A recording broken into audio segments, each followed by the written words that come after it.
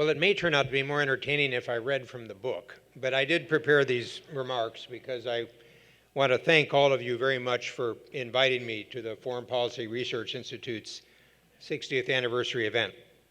It's an honor to be with all of you, and it's a special privilege to receive an award associated, as Bob said, with America's first diplomat, our most successful negotiator, and of course, a proud citizen of Philadelphia.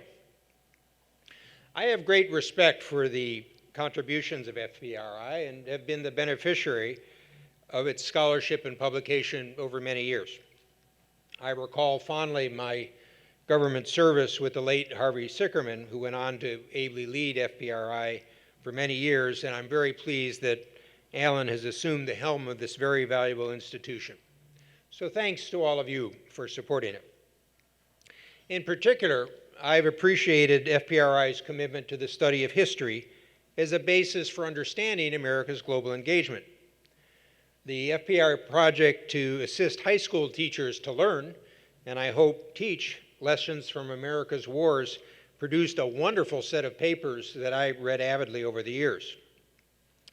But with that spirit of historical appreciation, it's certainly appropriate to recognize that we're gathered on the eve of a very important birthday, that of the U.S. Marine Corps, founded in this very city 240 years ago. Now, I'm not sure that the Society of Friends had the Marine Corps in mind when they committed this metropolis to brotherly love, but Semper Fidelis at least sounds like a very fraternal virtue. But since we are in Philadelphia, I will open with a local story, which I learned from my very first professor of diplomatic history.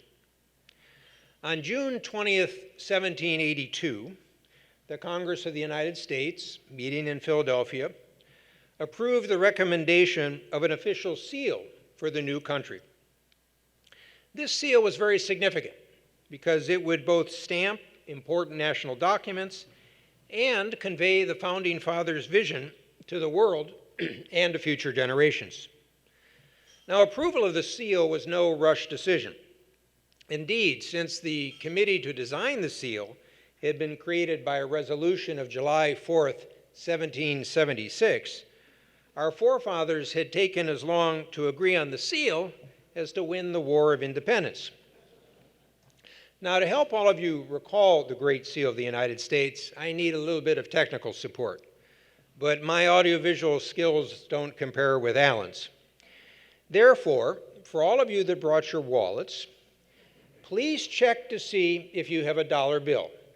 So please, you can take out your wallets. I'm sure some of you carry something as small as a dollar. Because very conveniently for my story, the U.S. Treasury has reprinted the Great Seal of the United States on the back of your dollars. So in seeking approval of that seal in 1782, Charles Thomson, Secretary of the Congress, described its design to the assembled representatives. The reverse of the Great Seal, as you will see on your dollar, Mr. Thomson explained, portrays an uncompleted 13-tiered pyramid of states, overseen by the Eye of Providence. The Virgilian phrase above the image, annuit coeptis, reveals that a higher force has favored our undertaking. Thomson has also observed that the phrase below the pyramid, Novus Ordo Seclorum, New Order of the Ages, signifies, quote, the beginning of a new American era that commenced with the Declaration of 1776. Now, as my Professor James A. Field, Jr. explained, it remains unclear whether Thomson's use of the adjective American in describing this new era is to be construed as geographically limiting or as broadly descriptive. And much of American history, Field concluded, is implicit in this question. Now, perhaps I should ask the FPRI staff to collect all your dollar bills as a contribution to their worthy undertaking. Of course, the new American era, this new order of the ages, required a new U.S. government, the product of yet another convention in Philadelphia. In contrast to other governments in the 18th century, the new U.S. government was created for special, limited purposes. The Declaration of Independence states that governments are instituted to secure certain unalienable rights, among them life, liberty, and the pursuit of happiness. The U.S. Constitution prescribes the powers of this American government, and the Bill of Rights specifies limits on those powers. In the new era of 1776, individual liberty and initiative would be the spark of America's energy, at home and abroad. The exceptionalism of America has been that America's essential power is found in the dynamism of its citizens, not in monarchs, aristocratic nobles, priests or clergy, officers with gold braids, or even ranks of government officials. Americans have been explorers, engineers, entrepreneurs, also merchants, missionaries, mechanics, and mariners. According to your eminent local historian, Walter McDougall, in his magisterial Throes of Democracy, America has been a country of hustlers too, with the full range of qualities associated with that term. Those restless individuals shaped U.S. foreign policy, as well as the nation's development. So tonight, I'll focus on one element of their intrepid spirit. For America's first 150 years, U.S. foreign policy was deeply infused with an economic logic. I believe that the rise of the national security concept after World War II diminished America's appreciation of the economic dimension of its foreign policy, and that we now need to rediscover our heritage of relating economics to our security. Indeed, strategic thinkers of the late 18th and early 19th century acknowledged this reasoning, and they were highly attuned to the connections among economics, national strength, military capabilities, and political power. Writers such as Adam Smith, Alexander Hamilton, Friedrich List recognized the vital interrelationships, although they proposed different ideas on how to advance economics, societies, and statecraft. But the strategist who founded the national security state at the start of the Cold War transformed economics into the unappreciated subordinate of U.S. foreign policy. At best, the role of economics in U.S. strategy has been assumed, not analyzed. We scarcely understand its effects on power, influence, diplomacy, ideas, institutions, and human rights. At worst, economic problems have become a justification for a come-home America isolationism. And economists, absorbed with mathematical models and debates on quantitative easing and stimulus policies, they're content to operate in their own separate universe. I would suggest that America's future foreign policy strategy should be founded on the recovery of that lost tradition of uniting economics and security. Now, to gain some perspective on economics and security from America's past, let's look back a few years, say 242 of them. In 1773, a tribe of Bostonians threw 342 chests of tea into the harbor to protest taxes imposed to bail out the nearly bankrupt British East India Company. Notably, they were careful not to destroy any other property. The incident was the most dramatic of waves of colonial non-importation policies that had dated back to the 1760s, which were early American efforts to employ trade as a tool of policy. The new American Republic was born amidst a world of mercantilist empires. Navigating around the trading monopolies of the established powers, the former American colonies fought for the freedom to trade. The young United States, under President Thomas Jefferson, experimented with non-importation policies and even a disastrous embargo on foreign commerce in 1807. Ironically, it took the failure of Jefferson's trade sanctions, as well as the War of 1812, for the United States to start developing the manufacturing base that Alexander Hamilton had sought and that Jefferson had opposed. Britain was not the only object of the new country's economic security policy. From 1801 to 1805, in the face of the Barbary pirates' attacks on U.S. ships, Jefferson rejected demands for further tribute and instead sent the U.S. Navy to the shores of Tripoli, as is memorialized in the U.S. Marine Corps hymn. In an age when power arose from the expansion of territory, resources, people, and commerce, America's implicit strategy understandably concentrated on the North American continent and on open immigration. Land and settlement provided security, especially when buffered by two vast oceans. Wielding a lost tool of diplomacy, the United States resolved disputes by buying lands. Louisiana, Florida, Old New Mexico, California, the Gadsden Purchase, Alaska, even the Virgin Islands at the start of the 20th century. Now, admittedly, in some cases, use of force led to price discounts. Ironically, Jefferson needed Hamilton's Bank of the United States and its credit system, which the Virginian had opposed, for Jefferson's greatest achievement, the Louisiana Purchase. And then there were the deals that fell through, such as Secretary of State William Seward's unsuccessful push to buy British Columbia in 1867, a land bridge to the new purchase of Alaska. The theme of Western Hemispheric immigration, a partnership of young democracies, not an empire, was advanced by Secretary of State Henry Clay in the 1820s, then revived in the 1880s and 90s, and found its very first fruits a century later in the North American Free Trade Agreement, and then 5 more U.S. free trade agreements with Latin America. Today, the partners in those free trade agreements account for more than half of the hemisphere's non-U.S. GDP. In the 21st century, comprehensive free trade agreements could turn out to be the ties that bind, like alliances of old. The Federalist Papers, the touchstone of American constitutionalism, are replete with references to the need for a strong federal government to secure the United States' place among foreign countries, including through healthy commerce and trade credit. The founders understood the link between economics and security.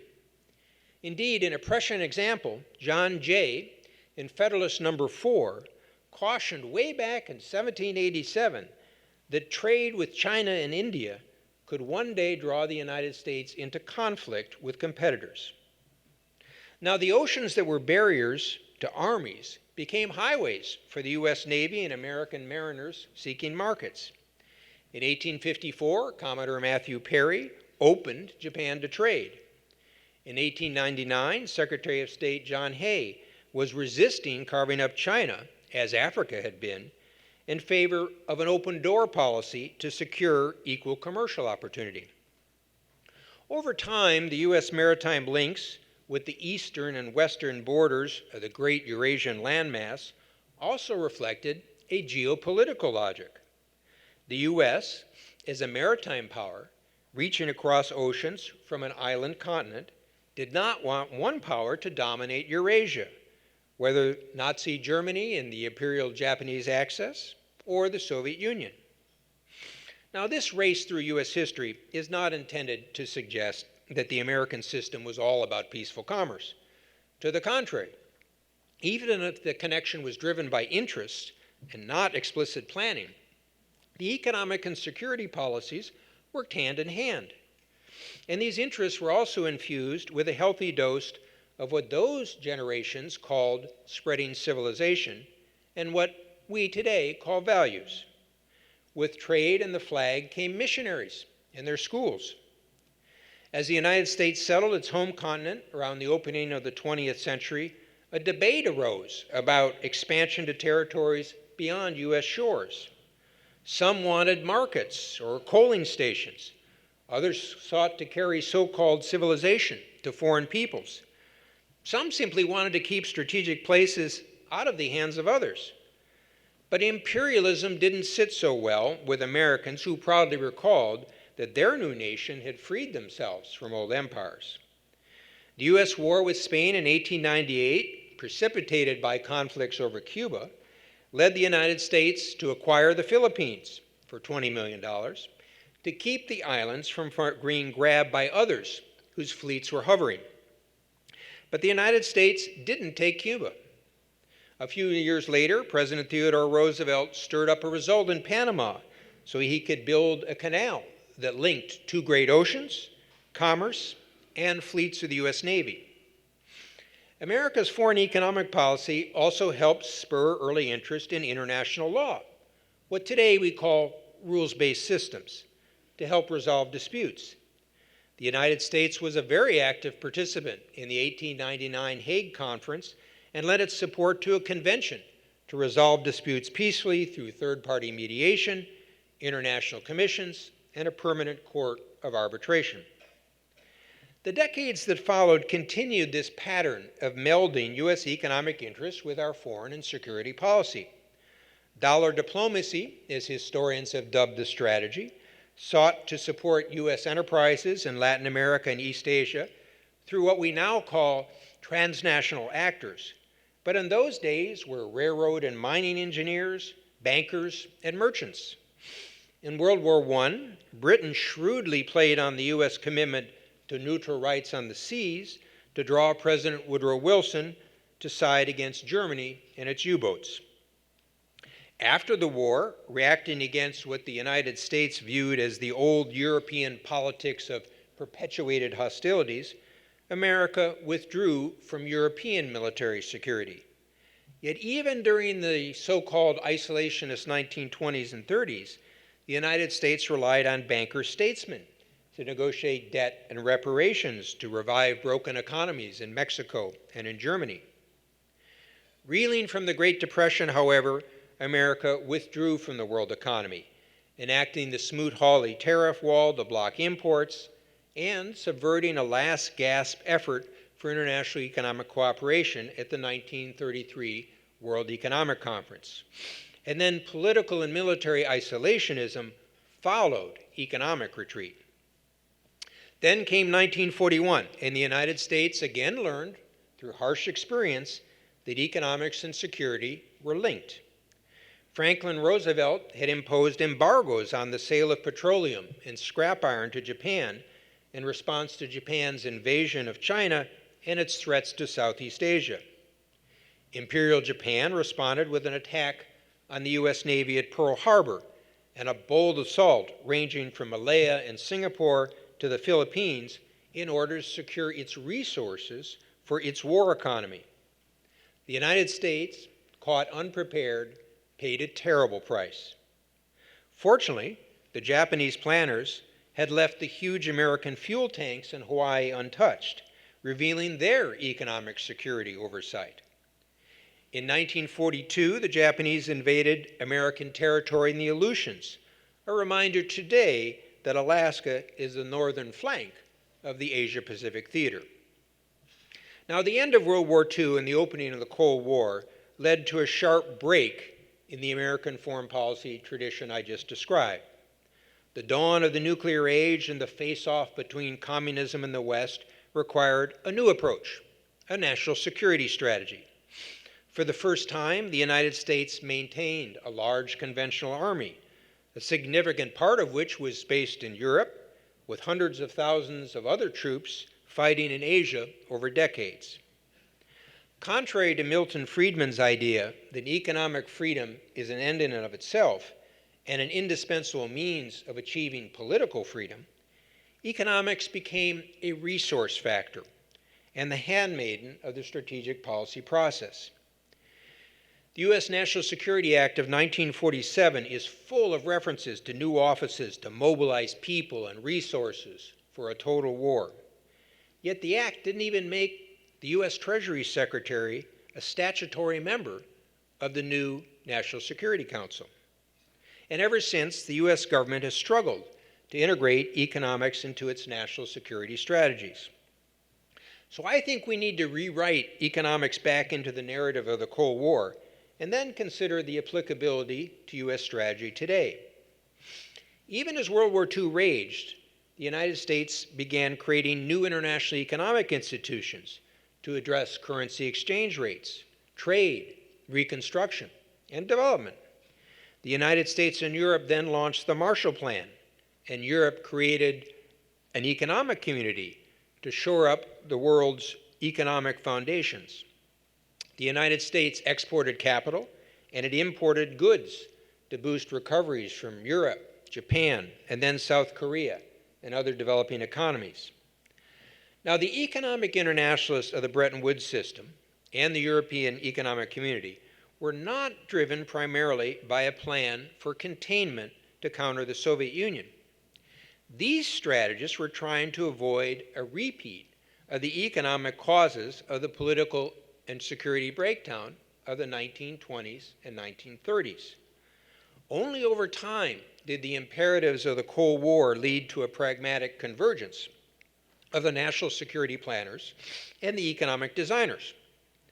Still, the national security model treated the economy as a source of benefits to be exchanged to support security aims. It assumed economics was about static sources of resources for the accounting and balancing of power. Now, this perspective of state power overlooked a vital reality, that sound economic policies are the underpinning of both individual freedom and national power, not only military power, but the dynamism, innovation, and influence of the economy and the society. The 20th century concept of national security also overlooked how economic change can become a powerful force of its own in international relations. President Dwight Eisenhower understood this distinction. He invested political capital in balanced budgets, controlling the size of government, and sound monetary policies. He recognized the underlying strength by investments in national highways, education, and science. In the 1970s, the world economy stumbled towards a new reality of floating exchange rates, oil shocks, big bank loans of petrodollars to developing world sovereigns, and stagflation. As the U.S. economy faltered, so did American influence. Ronald Reagan intuitively understood the connection between national economic revival and foreign policy. His priority was to revive capitalism at home and then extend it to the world. Margaret Thatcher, his stalwart ally, shared these values. Now, the promotion of global capitalism seemed very disruptive to many, the antithesis of rebuilding an international economic system still reeling from the shocks of the 1970s. Yet this very disruptive quality enables capitalism to respond flexibly and continually to technology and other changes. Now, the reform of capitalism was not just an Anglo-American venture. West Germany's commitment to sound economic policies and export competitiveness demonstrated that their social market economy could work. East Germans, watching West German TV, saw the stark contrast between their grim existence in a worker's paradise and the lifestyles of their wealthier cousins. Japanese manufacturers responded to the oil shocks with a huge increase in energy efficiency. The Soviet Union, in contrast, could not adapt to its economic challenges. It could not cope with changing information technology, new drivers of productivity and competition, and eventually $15 a barrel oil. The U.S. intelligence community, geared towards the Cold War calculations of national security, largely missed this story. Soviet leader Mikhail Gorbachev, facing the combination of the democracy's economic regeneration, the U.S. military buildup with advanced technologies, and transatlantic solidarity, concluded that he had to reform communism. But his perestroika didn't work. Reagan believed that international institutions should boost growth, opportunity, and human rights. Moreover, at a time of economic flux, the international economic system needed to adapt. Reagan didn't want international rules to constrict a domestic economic revival, and he stirred some controversy by rejecting counterproductive international schemes. In Reagan's second term, the United States steered the International Monetary Fund towards a new role in the Latin American debt crisis. It led a major recapitalization of the World Bank to support developing countries' economic reforms and debt reschedulings until U.S. banks could write down their losses. And in 1985, Treasury Secretary James Baker launched a process of international economic coordination in the G7. The United States pushed to expand global trade through the launch of the Uruguay round of trade talks, completed much of that negotiation under President George H.W. Bush, and closed the deal under President Bill Clinton to create the new World Trade Organization. Bush also initiated the Asia-Pacific Economic Cooperation, or APEC Forum, and negotiated NAFTA, which Clinton enacted. The economic revitalization of the West helped to achieve the national security aims in Europe with hardly a shot fired. Europe was reunited. The European community became a deeper, wider union, and it launched its own currency. Just as importantly, China, India, and other developing countries moved from planned socialism and import substitution schemes to market competition. Over a decade, the number of people engaged in or actively affected by the world market economy surged from 1 billion to about 4 or 5 times that number. Large movement of capital and trade and people, all spurred by new technologies, created a new era of globalization.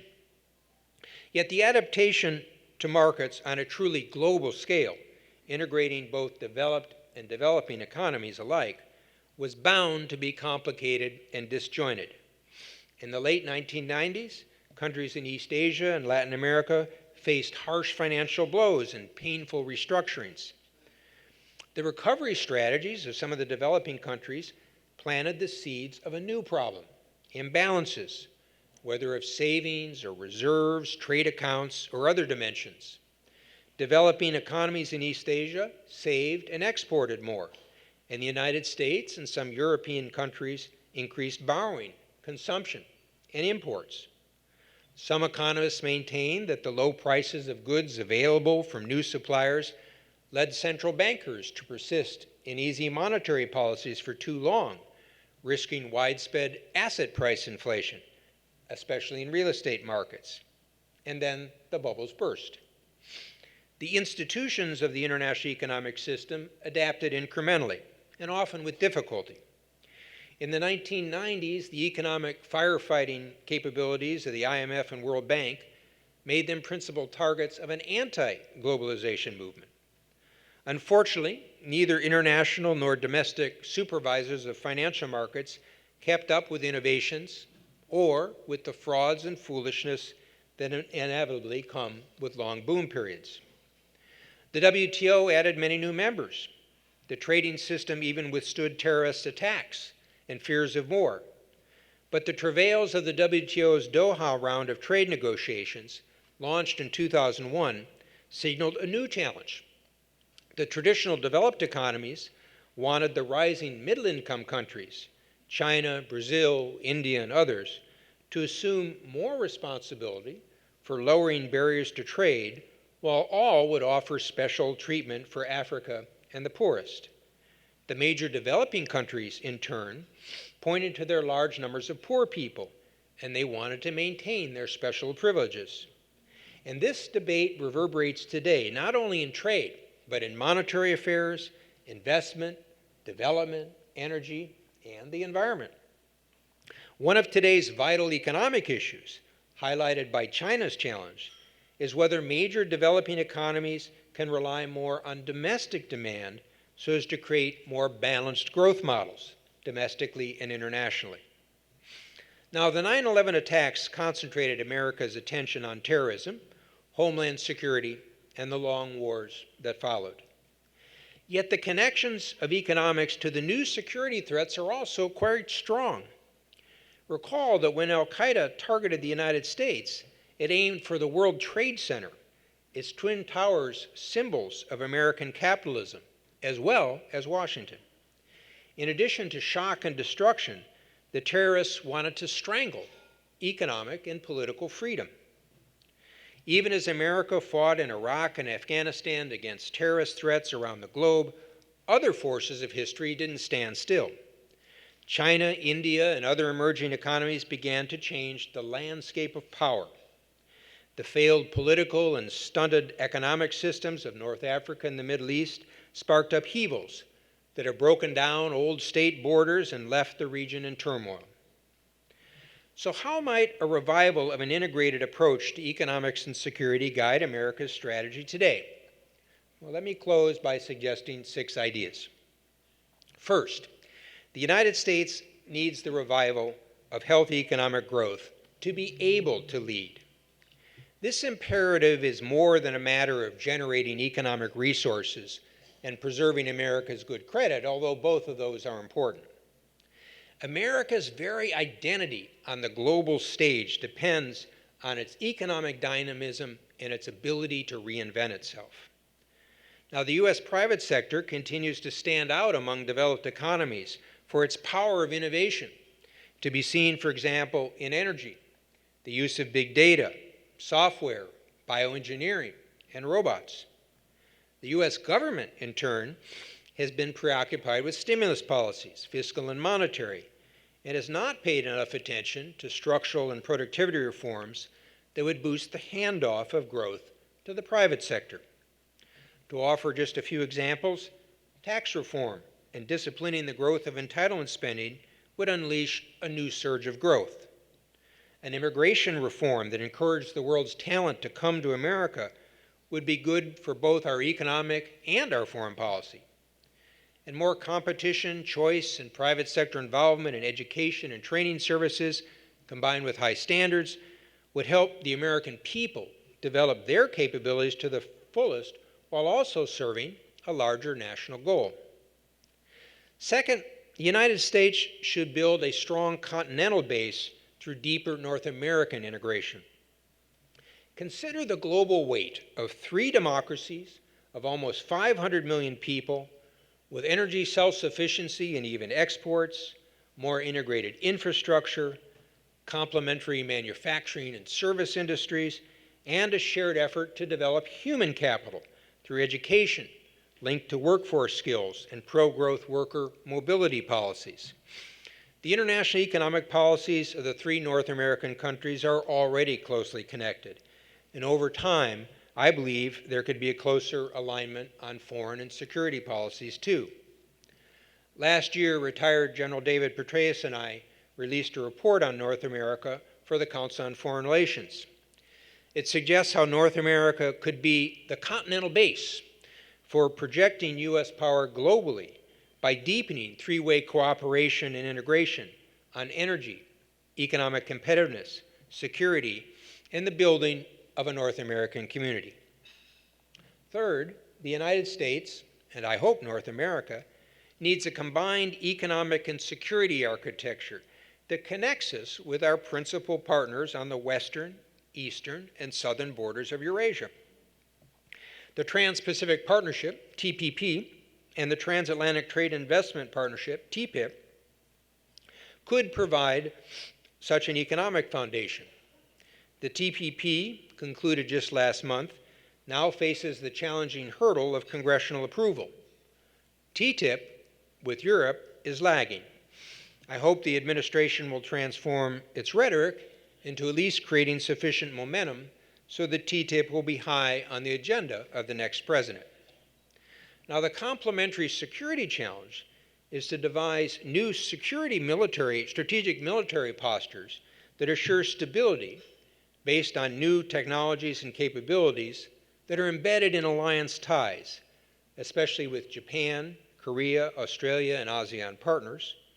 And NATO must also demonstrate the ability and will to defend its eastern members from Russian revanchism.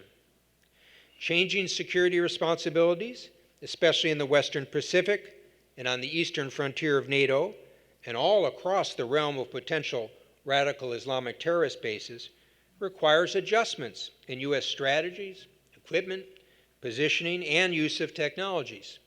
And this transformation will not be possible if we continue Defense Department budget cuts.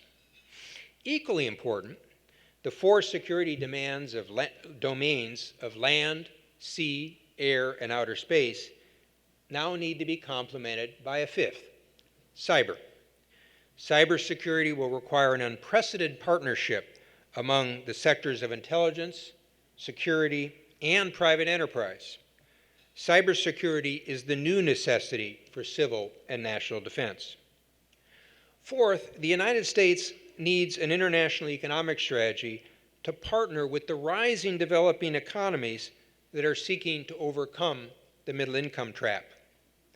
This initiative should combine trade liberalization efforts in WTO negotiations and bilaterally or regionally with innovations in multilateral development institutions and private sector investment.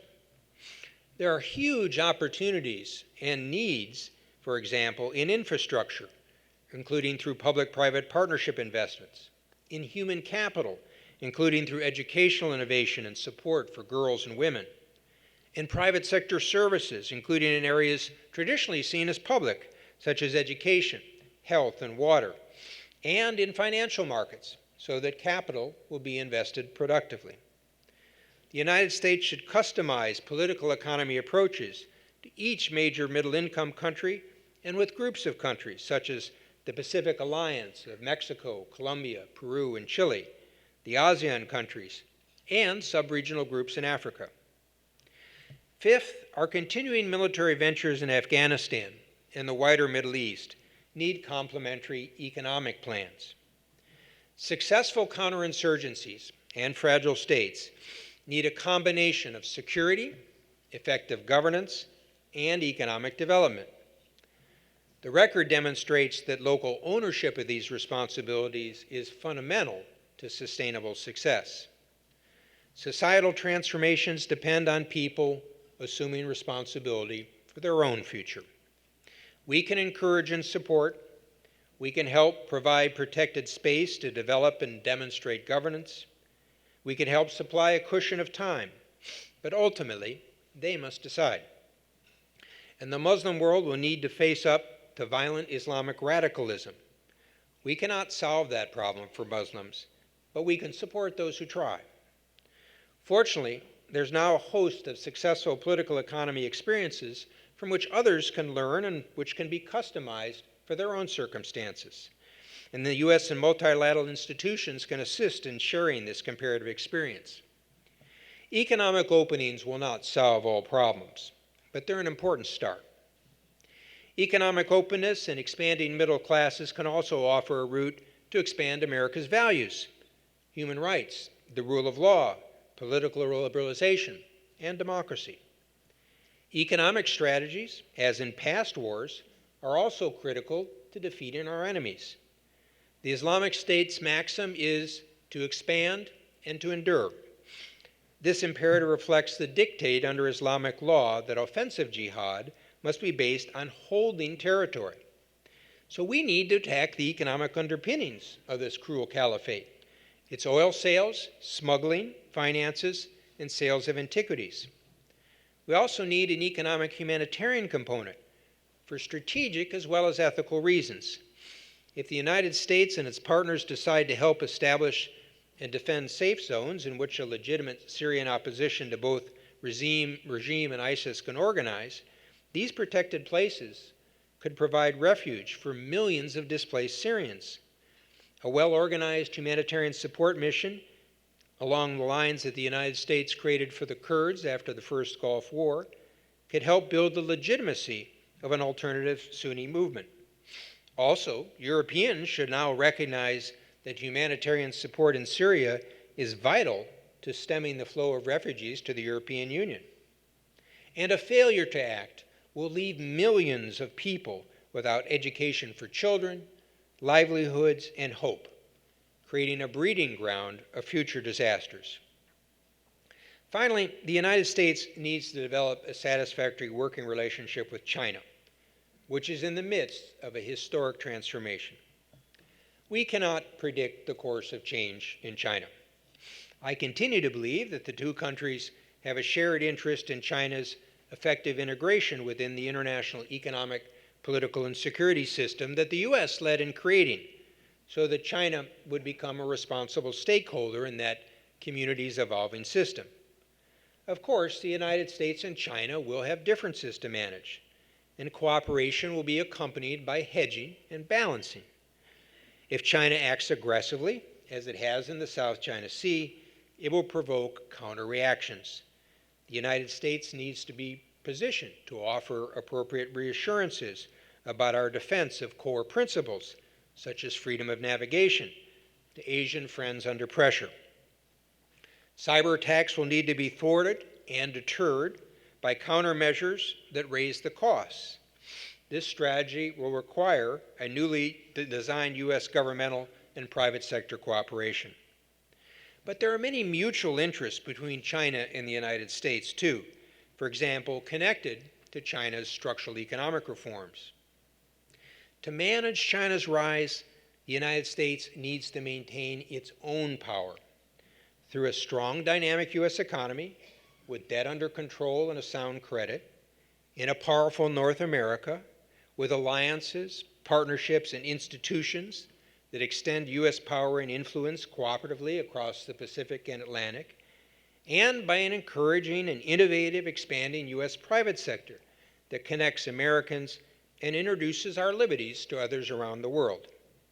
In sum, we need to rediscover that lost American tradition of integrating economics and security in our foreign policy. And what better place to sound this call than Philadelphia, where the Founding Fathers created America's first traditions. Thank you.